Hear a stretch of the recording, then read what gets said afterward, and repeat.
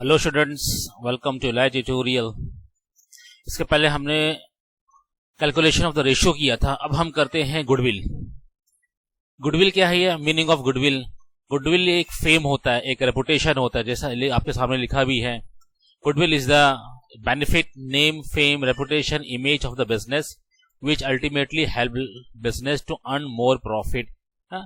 It also because of the honesty, business ethics and hard work done by all the partners in the past year, goodwill will be calculated on the basis of the past performance. यानी क्या है? Goodwill एक नाम है, reputation है, fame है, image of the business.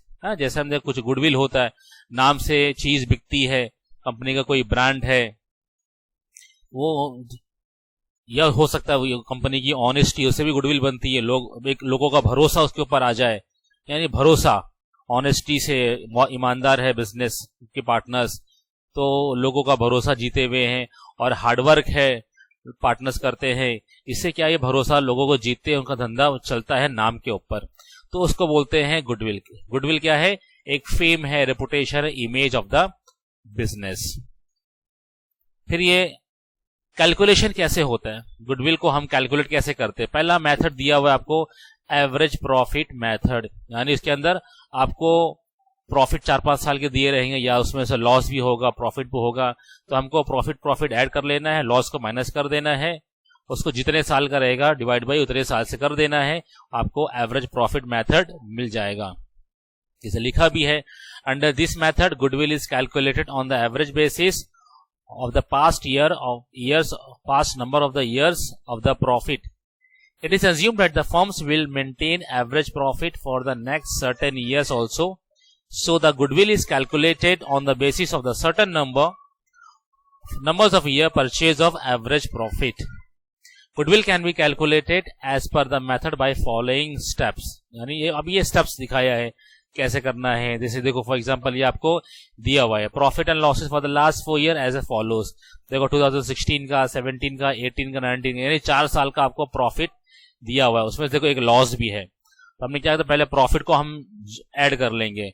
देखो 1,20,000 plus 80,000 minus 20 plus 60, हमको कितना आया? 240। अब 2,40,000 हमको प्रॉफिट मिला हुआ है। ये कितना? 4 साल का दिया हुआ था। 1 2 3 4, 4 साल है, तो उसको डिवाइड बाय 4 कर देंगे। यानी देखो नंबर ऑफ ईयर कितना था? 4 साल था, तो हम 4 से डिवाइड कर देंगे, तो हमको एवरेज प्रॉफिट कितना मिला? 60,000। कितना मिला हमको? 60,000। तो ऐसे निकालते हैं हम, यानी जितना प्रॉफिट को ऐड कर दो, लॉस को माइनस कर दो, जितने साल का है उतने नंबर्स ऑफ ईयर से डिवाइड कर दो, आपको क्या मिल जाएगा? Average profit. उसके बाद में कैलकुलेशन ऑफ गुडविल। अब गुडविल कैसे निकालते हैं? ये तो हमने एवरेज प्रॉफिट निकाला, अब गुडविल कैलकुलेट करना है। तो goodwill is valued at a certain number of year of purchase of average profit. Numbers of year of purchase of average profit, जैसे आपको दिया हुआ है, goodwill is equal to average profit multiply by numbers of year of purchase. In the above example, if goodwill is to be calculated as 2-year purchase of the average profit, यानी क्या दिया? देखो 2-year purchase of the average profit दिया हुआ है, तो हम क्या करेंगे? एवरेज प्रॉफिट को, ये जो 60,000 था ऊपर, ये जो 60,000 था, मल्टीप्लाई कर देंगे 2 से। देखो हमने 2 से मल्टीप्लाई किया तो हमारा कितना आया? 1,20,000। ये हमारा गुडविल था एवरेज प्रॉफिट मेथड के एतबार से। जैसे देखो ये नंबर 1 हमको दिया था, एवरेज प्रॉफिट। एक मेथड हो गया। दूसरा मेथड आपको दिया हुआ है कौन सा? Super profit method. ये कौन सा मेथड है? Super profit method. इसमें क्या होता है? A super profit is a profit which is earn over and above the normal profit. ये नॉर्मल प्रॉफिट से ज्यादा होता है। सुपर प्रॉफिट क्या होता है? नॉर्मल प्रॉफिट से ज्यादा होता है। If the firm earn extra profit than the normal standard profit, it is because of the reputation of the firm. ये कब कैसे पॉसिबल होता है? Because the reputation of the firm. Firm की इमेज है, फर्म का नाम है, फर्म का फेम है। So super profit can be considered as a base for calculation of the profit for the goodwill. Normal rate of return is considered to calculate the profit normally expected on the capital employed. Capital employed पे हम निकालते हैं। Normal rate of return is considered to calculate the profit normally expected on the capital employed, NRR है ना, normal rate of return. Normal rate of return is considered, यानी उस normal rate of return से हमको पता चलता है कि कैपिटल एम्प्लॉयड पर हम कितना प्रॉफिट कमा रहे हैं।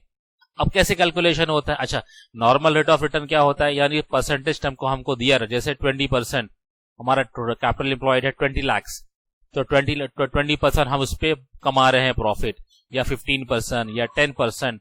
तो नॉर्मल रेट ऑफ रिटर्न किसके ऊपर? कैपिटल एम्प्लॉयड के ऊपर।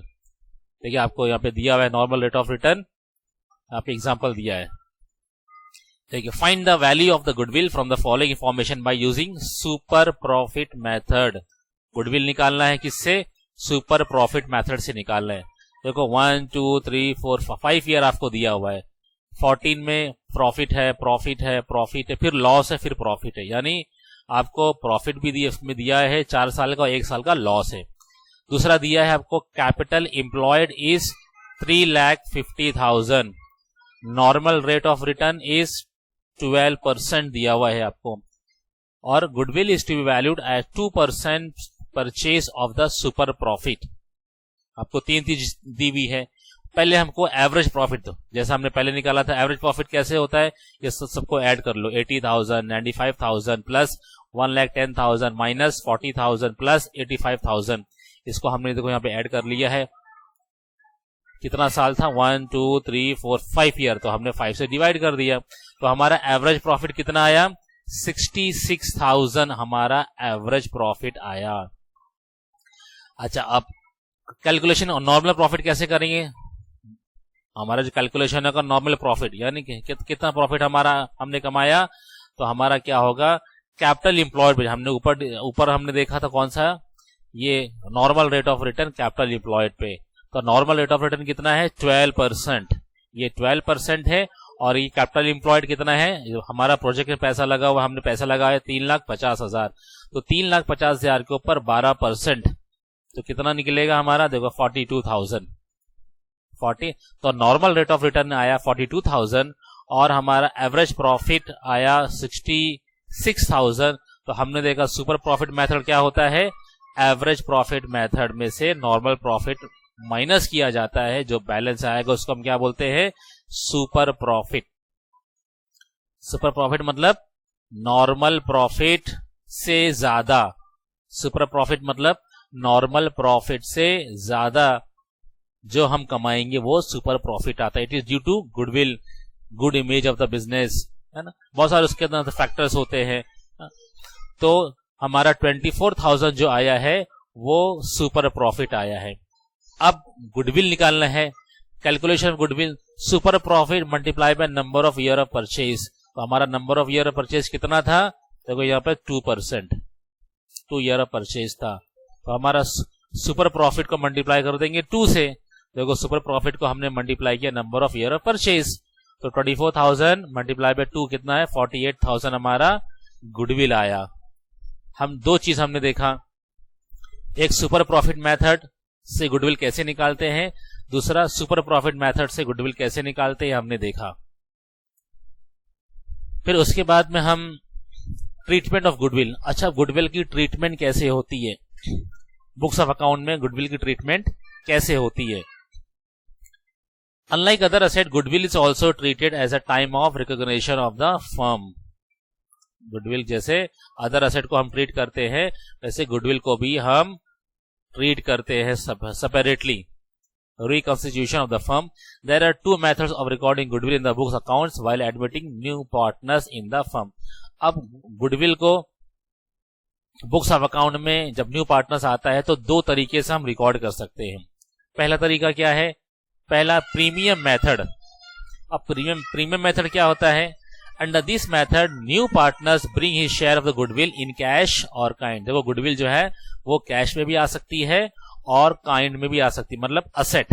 हाँ, किसी के पास पैसा है तो पैसा लाया, किसी के पास एसेट है, मशीन है, बिल्डिंग है, जो हमारा फिक्स असेट है तो वो भी लेकर आ सकता है। तो कैश भी आ सकता है, काइंड भी आ सकता है। It may be retained in the business और it may be withdrawn by the old partners.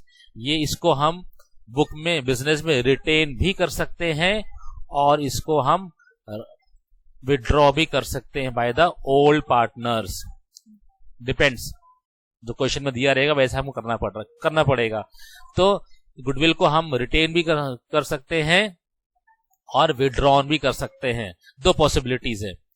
अब जैसे आपको बुक में दिया है, ट्रांजैक्शन दिया हुआ है, इसकी जनरल एंट्रीज करके दिखाई है। पहला ऑप्शन है, पहला चीज ट्रांजैक्शन क्या दिया, when new partners bring his shares of goodwill in cash and it is retain in the business. अगर न्यू पार्टनर गुडविल लेकर आ रहा है और उसको हम रिटेन कर लेंगे बिजनेस में, यानी बिजनेस में हम उसको रख लेंगे, शो कर लेंगे, तो एंट्री क्या आ गई, जब न्यू पार्टनर बिजनेस में आ रहा है तो वो गुडविल लेकर आएगा। गुडविल कैश में ला रहा है, तो यहां लिखा है कैश, गुडविल कैश में। तो बिजनेस में हमारे बिजनेस में, तो हमको बिजनेस पॉइंट ऑफ व्यू से हमको एंट्री देखनी है। तो नया पार्टनर, थर्ड पार्टनर गुडविल लेकर आया कैश में, तो मेरे बिजनेस, सपोज मेरा बिजनेस है, तो मैं ये सोचूंगा मेरे बिजनेस में क्या कैश आ रहा है या बैंक आ रहा है, कैश आ रहा है या बैंक आ रहा है। अच्छा, हमने इससे पहले भी देखा था कि कैश एंड बैंक ये नॉमिनल अकाउंट होता है।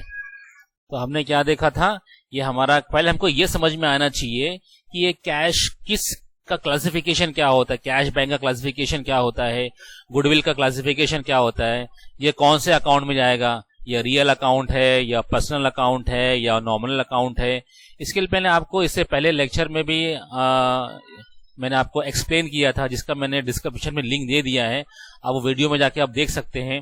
फिर भी मैं आपको एक चीज दिखाता हूं। देखो यहाँ पर हमने 11th क्लास में पढ़ा था, ये हमारा क्लासिफिकेशन ऑफ अकाउंट्स है।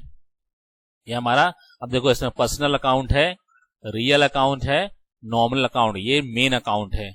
अब पर्सनल में देखो जिसके नाम है, सुष्मिता है, अशोक है, शुआ है, Pune municipal corporation, Radhika sport, यानी किसी के नाम अगर आते हैं तो वो पर्सनल अकाउंट में आते हैं। जैसे इनकम रिसीव्ड इन एडवांस है, प्रीपेड एक्सपेंसेस है, आउटस्टैंडिंग एक्सपेंस। तो इसमें ये तीनों चीज में पर्सनल अकाउंट का जो गोल्डन रूल्स है वो लगेगा।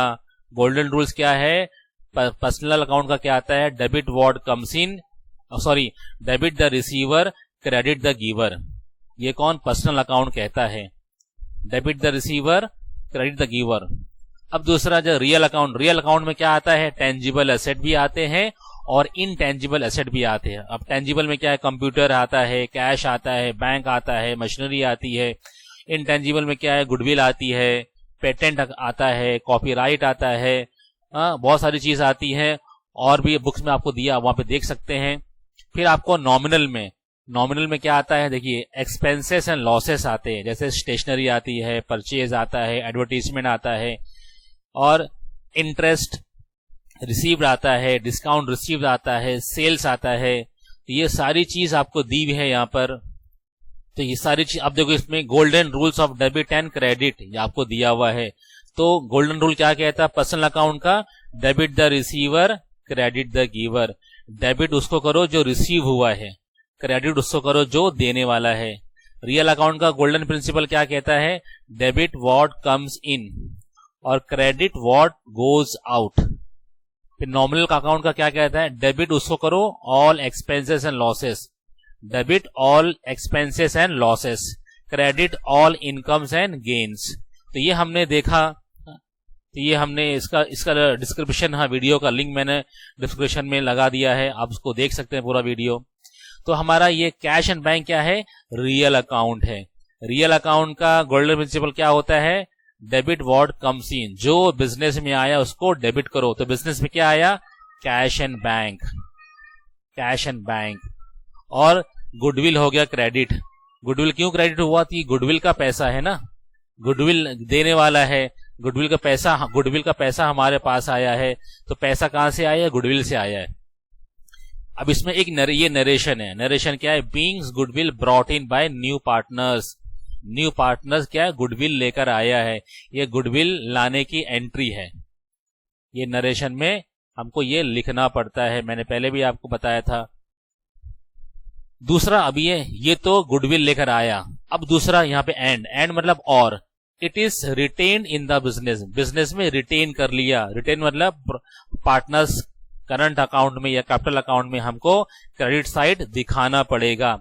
देखिए देखो बिजनेस गुडविल क्या है, हम ये भी गुडविल क्या है, ये भी ये रियल अकाउंट है, ये इंटेंजिबल एसेट है, जैसा कि हमने अभी देखा था इंटेंजिबल एसेट है, तो ये भी डेबिट में रहेगी। गुडविल क्या है, डेबिट में रहेगी। देखो डेबिट में आ गया, हमने इसको रिटेन किया तो डेबिट में आ गया, गुडविल अकाउंट डेबिट किया इसको, और फिर डेबिट को गुडविल को क्या है ओल्ड पार्टनर्स अकाउंट में आ जाएगा।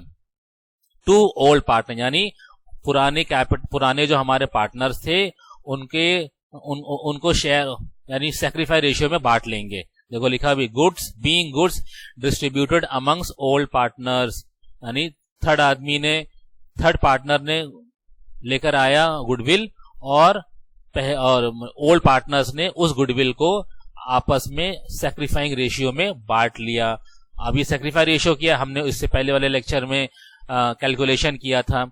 सेक्रीफाई रेशियो उसको बोलते हैं जो ओल्ड पार्टनर्स अपने रेशियो को सेक्रीफाई करते हैं और उसमें से निकाल के न्यू पार्टनर्स को रेशियो देते हैं, तो उसको बोलते हैं सेक्रीफाई रेशियो, जिसको बोलते हैं ना बलिदान दिया है ना, तो कुछ उनके ओल्ड शेयर में से कट होता है, तो उस सेक्रीफाई रेशियो में से वो गुडविल जो है ओल्ड पार्टनर्स बांट लेते हैं। इसलिए आप देखेंगे ओल्ड पार्टनर्स कैपिटल अकाउंट, यानी उनका कैपिटल अकाउंट उनका बढ़ गया है ना। ओल्ड कैपिटल अकाउंट हमेशा होता है क्रेडिट, कैपिटल अकाउंट क्या होता है, हमेशा होता है क्रेडिट।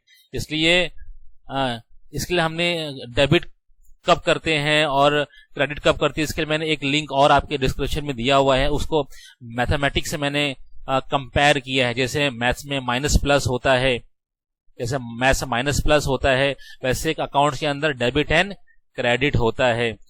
डेबिट करना है, क्रेडिट करना है, माइनस के लिए क्या करते हैं और प्लस के लिए क्या करते हैं, तो आप वो वीडियो देख सकते हैं, आपको समझ में आ जाएगा। ये एक ऑप्शन, गुडविल लाया और गुडविल रिटेन कर लिया, तो ये दो एंट्री आएगी। फिर दूसरा कह रहा है when new partners bring his share of goodwill in cash and it is withdrawn by old partners. Cash आया, कैश की शक्ल में गुडविल आया, तो पहली एंट्री वही रहेगी। देखो cash bank account debit to goodwill account being goodwill brought in by new partner, goodwill आया। अब कह रहे हैं कि ओल्ड पार्टनर्स विड्रॉ कर लेंगे, और पार्टनर विड्रॉ कर लेंगे यानी वो बुक में से निकल जाएगी। पहले बुक में दिखाना पड़ेगा, फिर बुक में से विड्रॉ कर लेना है। जैसे तो ये तो एंट्री सेम आएगी जो ये वाले पे एंट्री की थी ना, विड्रॉ करने से पहले हमको रिटेन करना पड़ता है, हमेशा याद रखिए, विड्रॉ करने से पहले हमको रिटेन करना पड़ेगा, यानी ये फॉलो अप करना पड़ेगा। इसके बाद एक एंट्री और आएगी, हम यहां बाद में देखते हैं। देखो हमने ये गुडविल आई हमारे पास, तो cash account debit to goodwill account, फिर गुडविल को हमने रिटेन किया बुक्स में, यानी गुडविल को ओल्ड पार्टनर्स ने सैक्रिफाइस रेशियो में बांट लिया। गुडविल को ओल्ड पार्टनर्स ने सैक्रिफाइंग रेशियो में बांट लिया। फिर हमको विड्रॉ करना है। विड्रॉ कैसे होता है, कब होगा, ये कैपिटल अकाउंट के डेबिट साइड में चला जाएगा। विड्रॉ मतलब पैसे कम हो गए, कैपिटल कम हो गए। देखो पहले इनका पार्टनर्स कैपिटल अकाउंट क्रेडिट हुआ था, यानी पार्टनर्स कैपिटल अकाउंट गुडविल से बढ़ गया था, प्लस हो गया था। अब देखो यहाँ पे पार्टनर्स अकाउंट डेबिट हो गया, DR means debit, partners capital account debit हो गया था, मतलब debit account partner account debit हो गया, कम हो गया। क्यों कम हुआ, क्योंकि पार्टनर से विड्रॉ कर लिए, यानी पैसे निकाल लिए। देखो इसलिए अब पैसे हमारे पास से गए, यानी बिजनेस से पैसे गए, विड्रॉ किए तो बिजनेस से पैसे निकलेंगे। अब कैश क्या है, बैंक क्या है, रियल अकाउंट। रियल अकाउंट क्या कहता है, क्रेडिट व्हाट गोज आउट। ये इसके लिए हमने इसको क्रेडिट किया, टू दो लगाते हैं क्रेडिट के लिए, डीआर लगाते हैं डेबिट के लिए। तो होप आपको थोड़ा समझ में आ गया होगा, वरना और एंट्री करेंगे हम समझ में आ। तो ये बच्चों ये समझना बहुत जरूरी, अगर आप ये समझ जाएंगे, ये खाली जस्ट लाइक मैथमेटिक्स जैसा है, डेबिट क्रेडिट, डेबिट कब करना है डेबिट, कब करना है क्रेडिट, तो आपको समझना एंट्री करना बहुत आसान होगा।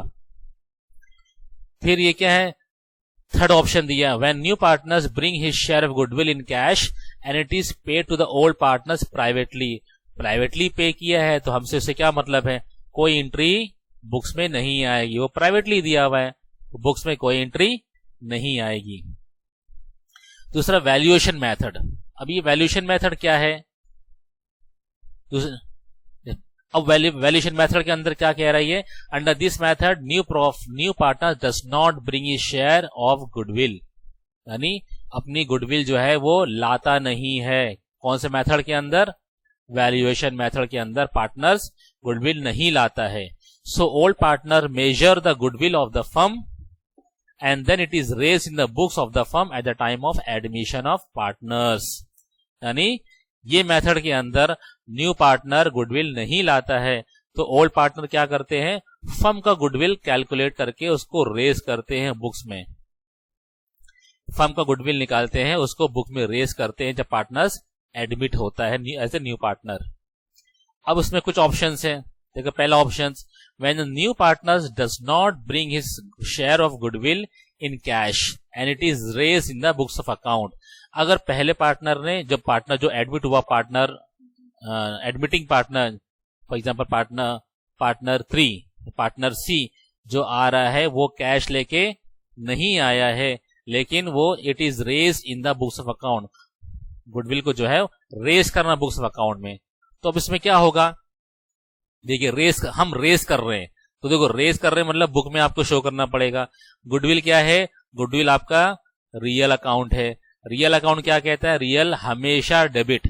रियल क्या कहता है? हमेशा डेबिट रहता है, यानी उसका प्लेटफॉर्म आप कह दीजिए। तो प्लेटफॉर्म जो होता है गुडविल का वो डेबिट का होता है। डेबिट यानी डेबिट, जब डेबिट गुडविल अगर डेबिट है इसका मतलब मेरे पास गुडविल है, गुडविल मेरा असेट है इसलिए बैलेंस शीट में आती है। गुडविल मेरी इंटेंजिबल असेट है इसलिए हमेशा गुडविल में आती है।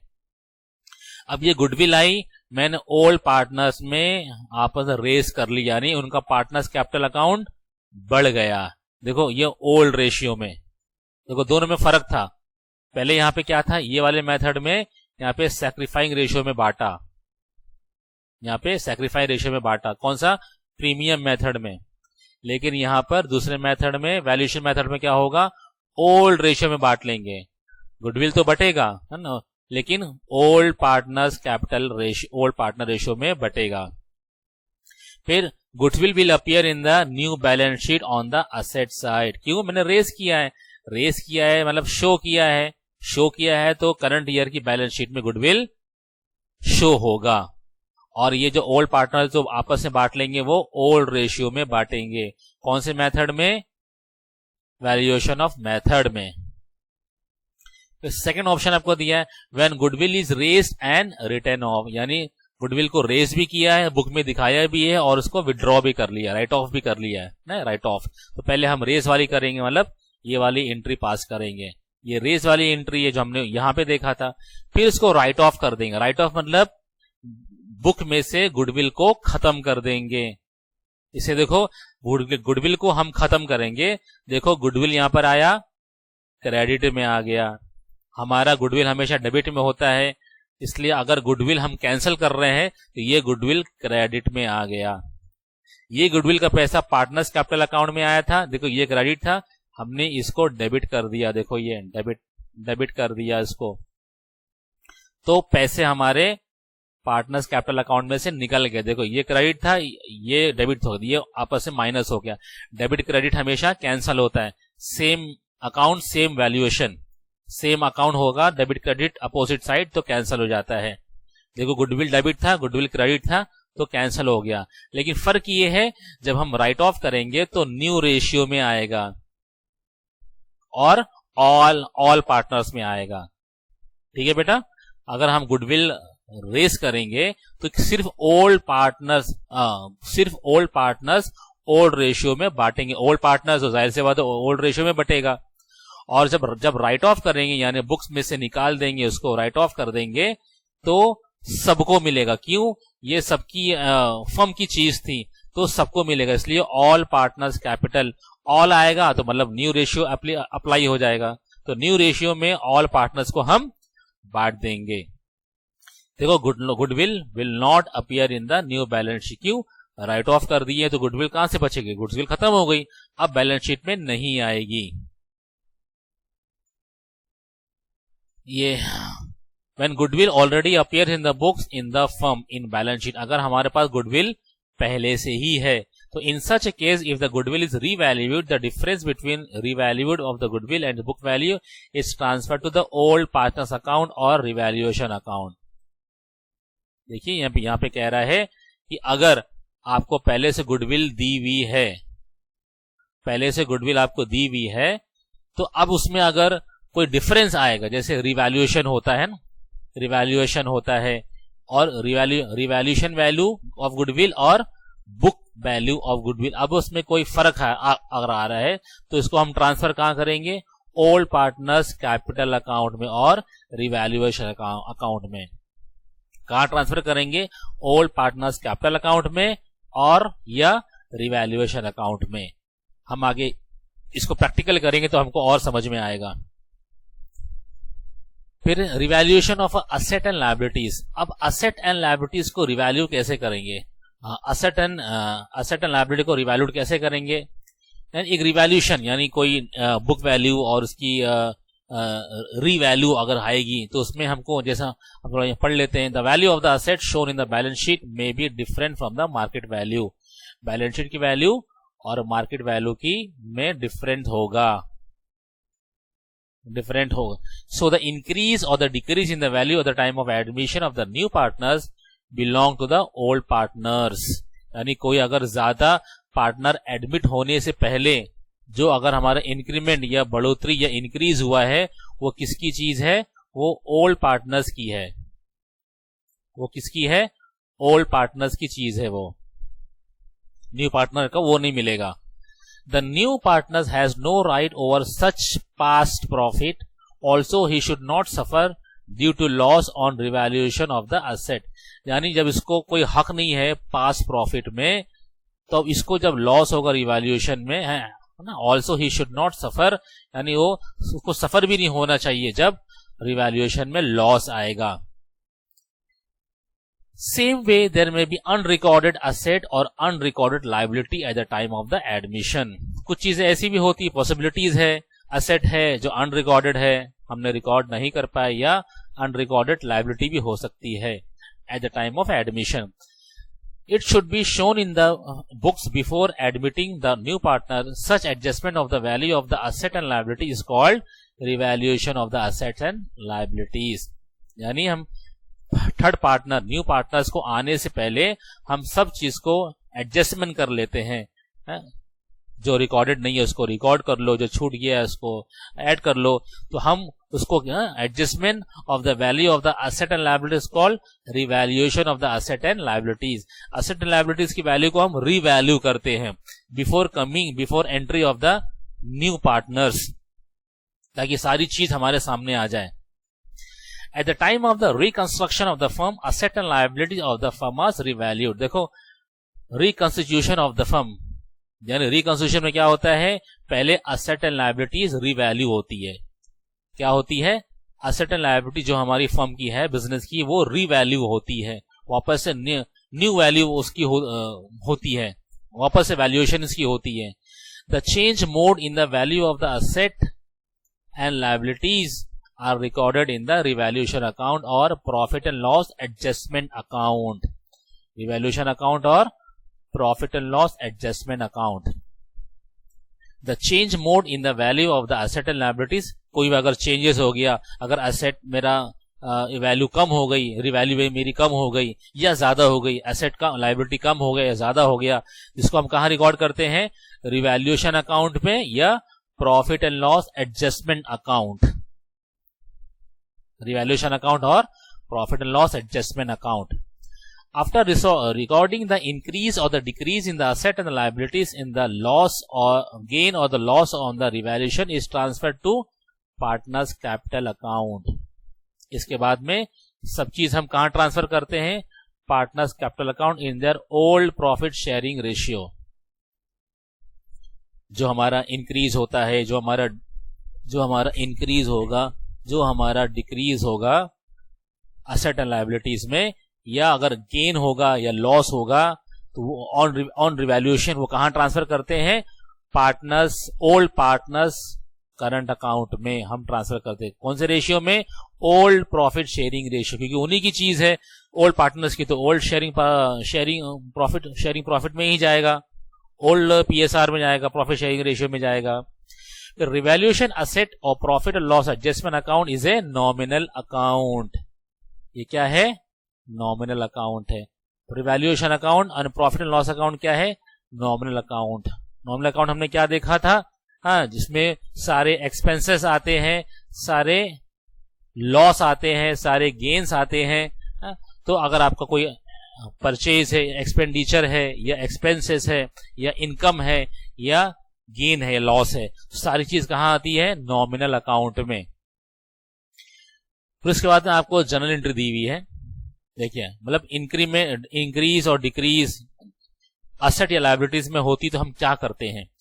Increase the value of the asset, asset की वैल्यू में इंक्रीज हो गई, और decrease the value of liability, जैसा हमने पहले अभी इससे पहले हमने देखा था। तो ये देखिए classification of the account asset, ये दूसरा थोड़ा ट्री डायग्राम है। इसमें असेट में मशीन आता है, बिल्डिंग आता है, गुडविल आता है, फर्नीचर आता है। अब देखिए लायबिलिटीज, लायबिलिटीज में क्या आता है? Creditors account, bank overdraft account, bank loan account, outstanding expense account, और कैपिटल में जिसका नाम है गिरीश है, हरिलाल है, शर्मा है, आदित्य है। तो ये लायबिलिटी जो है ना, ये हमेशा क्रेडिट रहती है। हमेशा इसका प्लेटफॉर्म क्या है? क्रेडिट का है, हमेशा क्रेडिट साइड रहती है। जर्नल एंट्री में भी क्रेडिट साइड ही इसको लिखते हैं हम। ये सारे कैपिटल अकाउंट भी जो है ना, क्रेडिट साइड ही रहते हैं। और ये असेट जो है, इसका प्लेटफॉर्म क्या है? इसका डेबिट साइड रहता है। जैसे मशीन है डेबिट, मैंने और मशीन परचेज किया तो मशीन को मैं फिर से डेबिट कर दूंगा, या मशीन को मैं कुछ मैंने सेल किया तो यही मशीन को मैं क्रेडिट कर दूंगा, यही मशीन को मैं क्रेडिट कर दूंगा।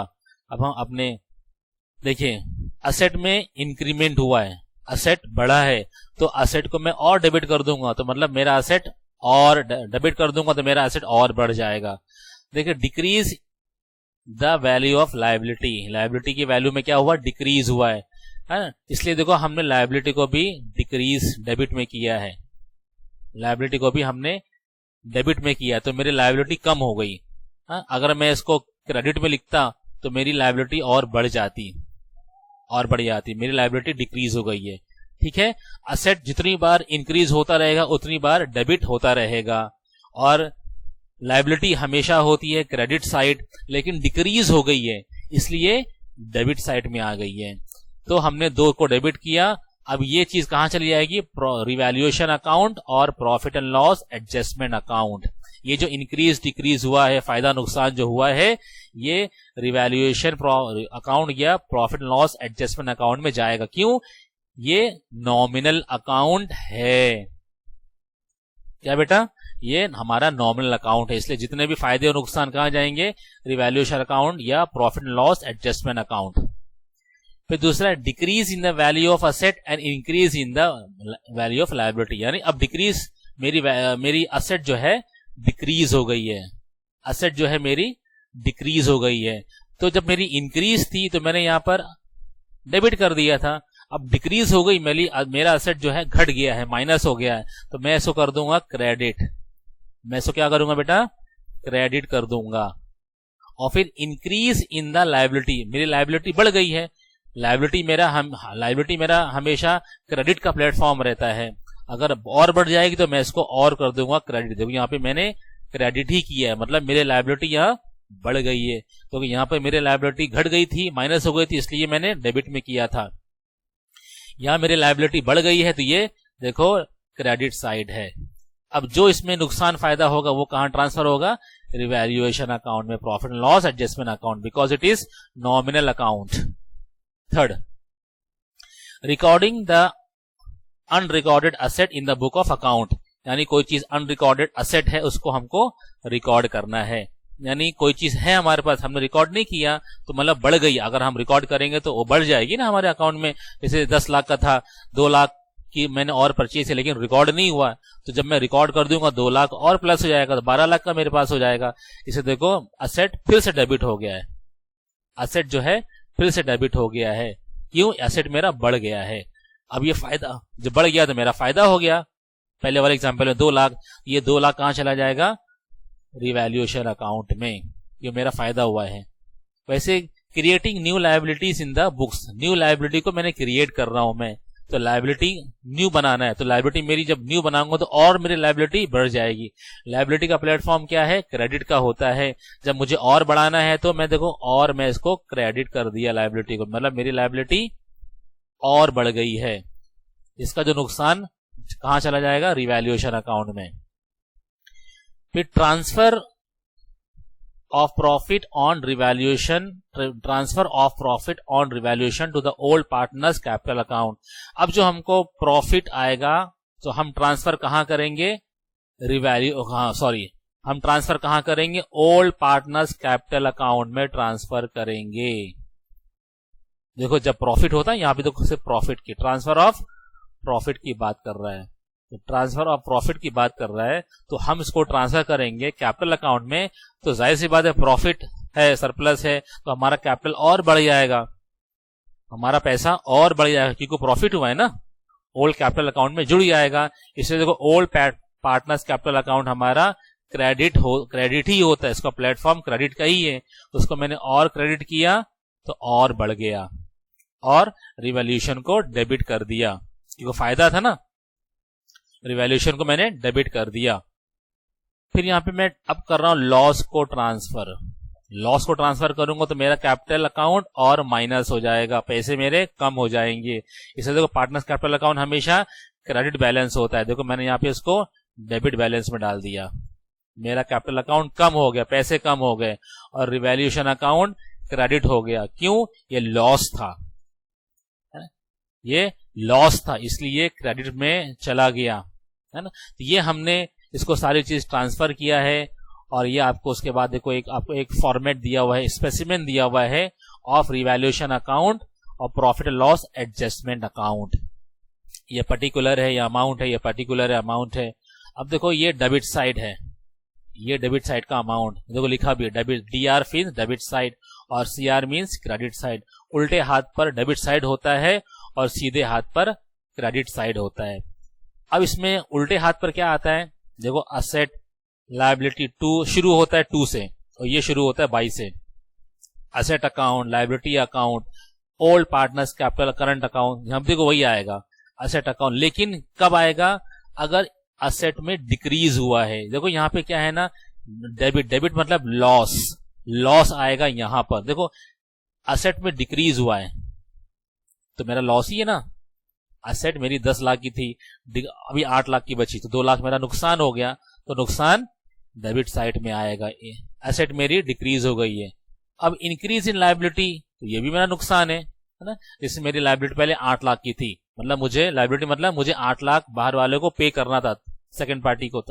लायबिलिटी मेरी मार्केट में पे करना है, मुझे पैसा मेरे ऊपर कर्ज है, मुझे पे करना। अब मेरी लायबिलिटी 10 लाख हो गई, तो 2 लाख का नुकसान हो गया। पहले मुझे 8 पे करना पड़ता था, अब मुझे कितना 10 पे करना पड़ रहा है, तो 2 लाख का मुझे फिर नुकसान हो गया। तो देखो नुकसान भी डेबिट में आ गया, ठीक है बेटा। और यहाँ पे इंक्रीज इन असेट, असेट हमारा बढ़ गया है तो फिर हमारा प्रॉफिट हो गया, है ना। लायबिलिटी हमारी डिक्रीज हो गई है, यानी पहले 10 लाख की लायबिलिटी थी, अब 8 लाख की हो गई।